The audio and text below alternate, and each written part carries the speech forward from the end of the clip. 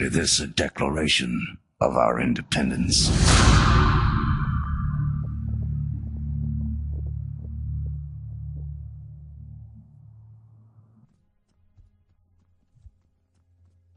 First episode of yesterday's reviews today, and today I'm going to be reviewing the game Red Faction Guerrilla. Now, I think this is the third game in the Red Faction series, but I'm not sure.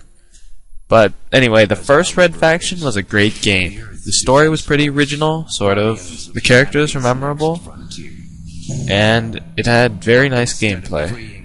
The only problem is that it didn't exactly deliver what it promised. A game where you could destroy everything and anything. Now, with the power of modern technology, that dream was achieved by developer Volition and Red Faction Guerrilla. Now, this is a game that I hear mixed feelings about. On one hand, it delivers total destruction and freedom to go anywhere. On the other hand, such a feat can only be accomplished by sacrificing some things. For example, taking down a building and looking directly at it as it falls can lag you quite a bit. And many missions require that. So once I take down a building, sometimes I get killed because I can't shoot at the enemies or aim correctly with the lag. On the other hand, taking down a building on enemies is one of the most satisfying things to do, and it was in Game Informer's best gaming moments of 2009. In my opinion, there's nothing more satisfying than taking down a building on a bunch of soldiers trying to kill you. Anyway, let's talk about gameplay. There's nothing really special here besides the fact that you can use destruction tactically. Unlike Bad Company 2, my latest obsession, this game's destruction is dynamic. Basically, that means no building and structure falls the same way twice. There's a rather clever cover system that lets you hide behind anything solid, kinda like GTA's. But it looks kinda weird when you take cover behind a low wall, and you jump over it, and you do this retarded looking roll, and a bad animation cut. Besides that, the animations are pretty good.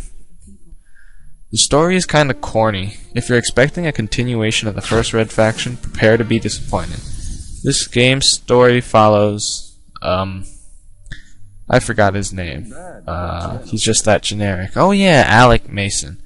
His brother's name is Dan, and you kinda get to know him, but not really, because he gets killed in the opening cutscene.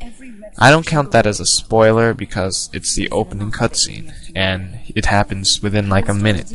Believe me, trying to follow the story will only provide you with a few hours of fun. The main fun you'll have is just running around blowing stuff up. I spent about 7 hours just playing the demo, experimenting with how stuff would fall and blow up. Another thing I'd like to talk about is vehicles.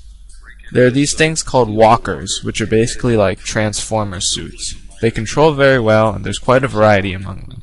Some of them shoot missiles, and others just let you move around with a jetpack. There's some that have giant arms that can swing and destroy stuff, and some that have cool stuff. I forget what some of the other ones have, but they're cool. Yeah. Speaking of jetpacks, there are the little trinkets you can use in the game, I think only multiplayer mode, called backpacks. They basically give you superhuman powers, whether it be running fast, or being a earthquake machine, or generating a shield, or turning you invisible, etc. Anyway, this is a great game that you should check out. Not too many people have heard of it, and that's a shame. The game features some pretty pre-rendered cutscenes and a cool ally system that I don't have time to describe. Anyways, if you like the dynamic gameplay genre, then you should definitely check this out. This game takes you about 7 to 10 hours to complete, and 20 more hours just destroying stuff. Multiplayer will give you almost 10 hours, at most 10 hours, because it's just not that fun. It's very generic. But I know a couple people who'd beg to differ. I give this game a 9 out of 10 because of its dynamic aspect, fun factor, and replay value. This is Spaz Gaming, and remember to subscribe. Thanks.